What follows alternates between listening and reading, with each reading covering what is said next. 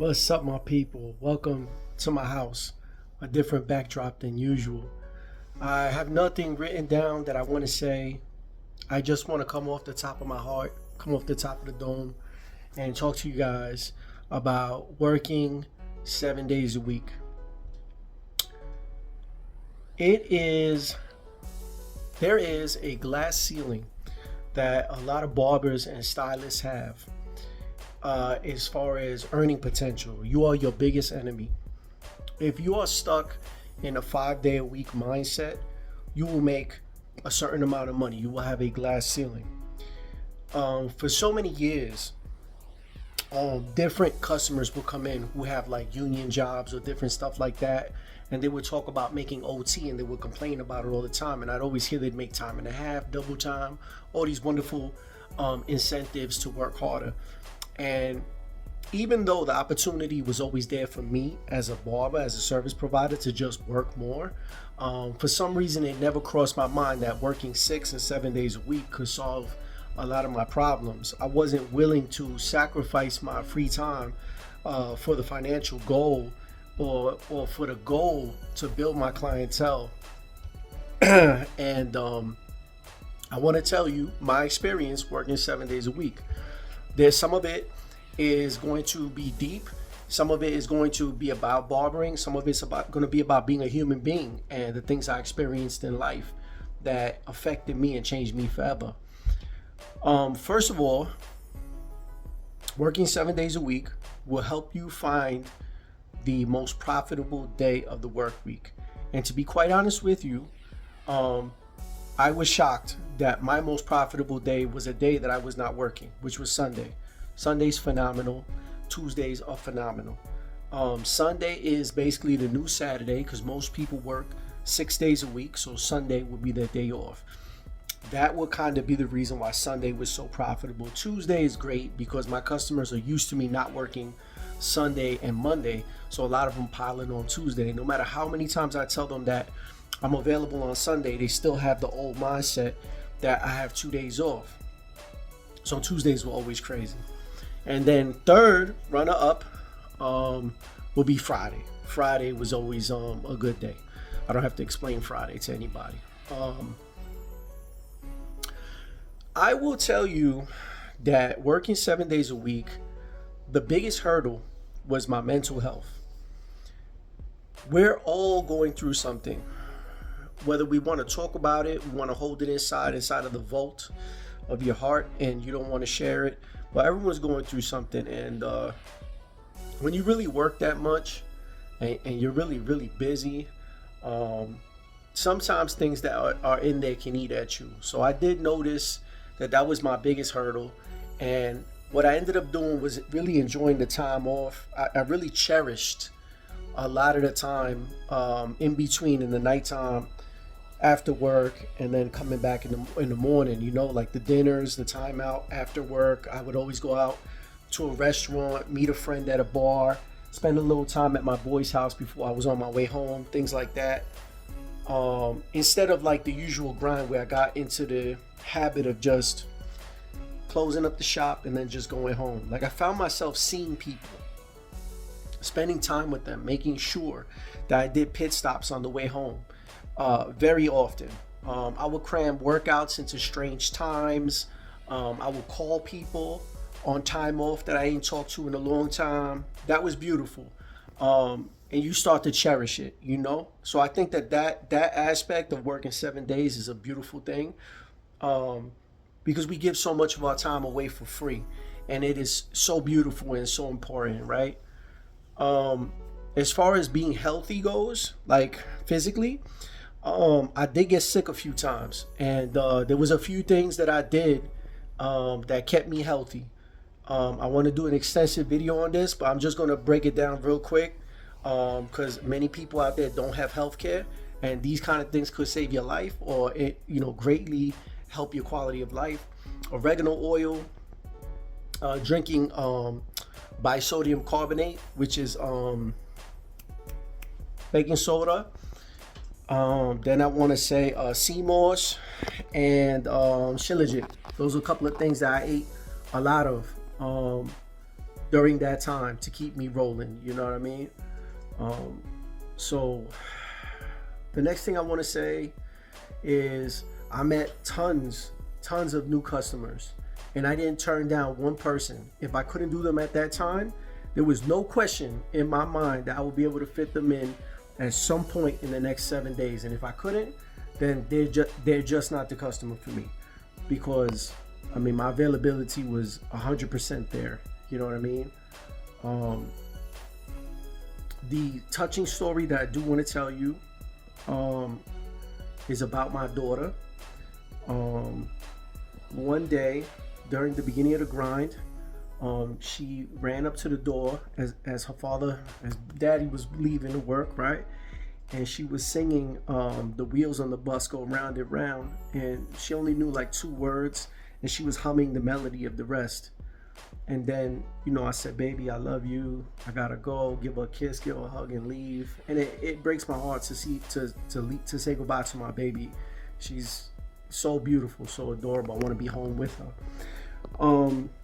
So then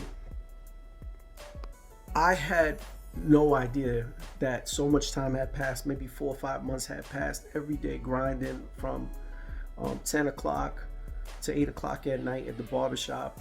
And she chases me to the door, and she's singing The Wheels on the Bus Go Round and Round, and she's using so many more words, and she's filling in where the melodies were.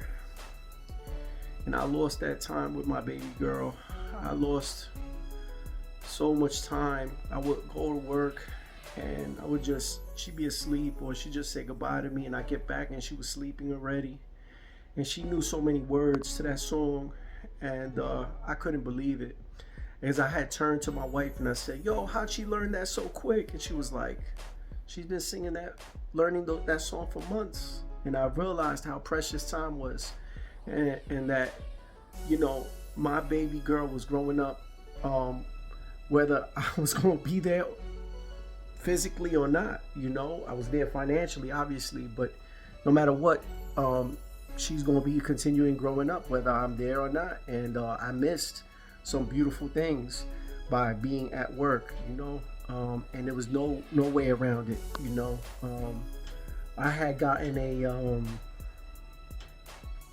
new apartment, and my wife don't work, so I was working real hard to just give them everything that they need and deserve.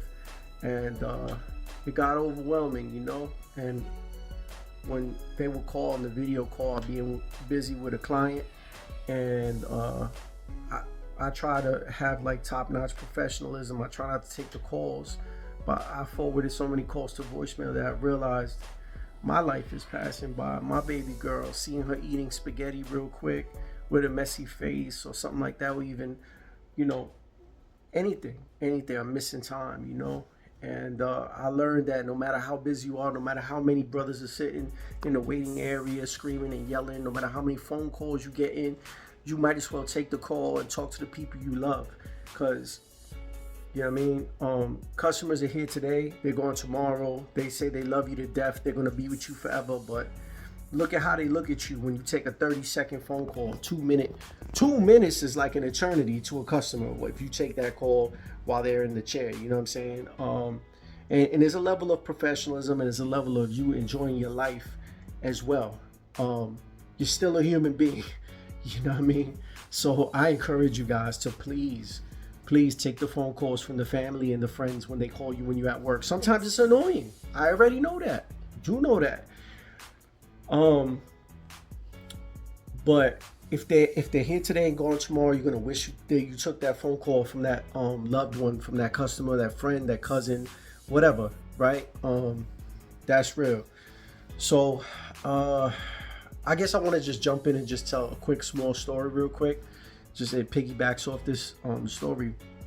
3 of my grandparents were dead when I was growing up. I ain't even know them. I saw them in photos and that's it, right?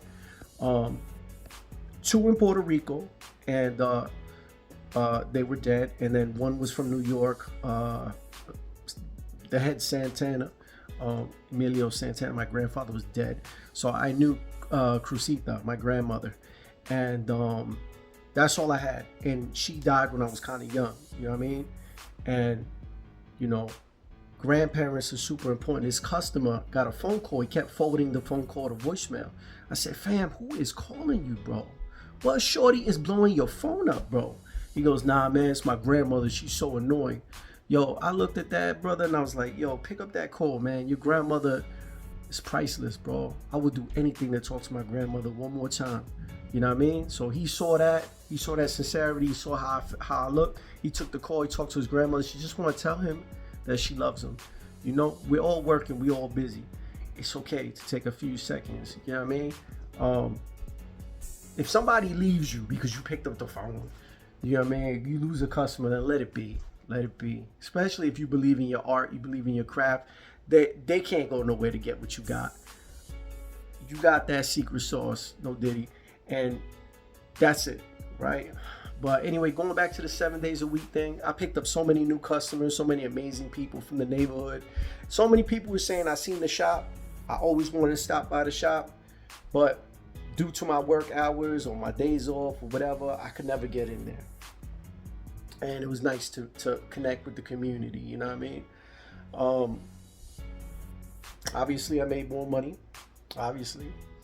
I could not sustain 7 days a week forever. So I ended up dropping it down to 6. So I've been a 6 day a week guy for a long time. And I love 6 days a week. I think 6 days a week is great. I get a lot accomplished during the week. And then at the end of the week, I spend time with my family. Guys, I feel like, oh yeah, I wanted to say this, I'm sorry. If you're already paying for a chair, or you the boss and you paying the rent, you're not paying anymore to be there 7 days or 6 days. So I mean, you're already paying for a place that's, you know, not generating money, so you might as well be there, you know what I mean? That's just a little bit of extra incentive. I mean, if you don't have a clientele, there's no better place for you to be than at work. None. Get an online job in the meantime while you wait for customers. Sell products. Get on AliExpress, Alibaba, or any of these places. Flip something online. What are you doing wasting your time sleeping in late on your day off like that? You know what I mean? Like, make the money while you're young so you could chill out later on. You know what I mean? But you need a healthy balance, right? I'm not trying to say that all you should do is work. All right, guys, that's my experience working 7 days a week. Would I do it again? Absolutely. I would do it again. It trains your mental strength and it builds character. And we all need to suffer to become greater. And that's why I'm such a big fan of things like fasting, food fast, or things that you love, fast. So that this way your body wants it, your mind wants it, right? But you say no to yourself and you become better in the long run. All right, guys, I don't know if any of this will help you as a person or if it was entertaining or it was a waste of your time. I have no idea, but I felt like it was a powerful subject. Guys, Merry Christmas is coming soon. God bless y'all. I'm out. Your family depends on you. There's no excuses. You fail, you know what I mean? Nobody's gonna be there to pick you up. Your family depends on you. And I knew that. So I knew the only person I could lean on is me. And you never know what you're capable of until the only thing that you can do is to do it. All glory to God. I smashed all those financial goals that I had. And the last thing I want to say is, God will answer your prayer, but you have to meet him halfway. That's why I did what I did. And doing what I did, I learned a lot and I grew as a person. So that is just a little extra that I just wanted to say before I wrap this video up.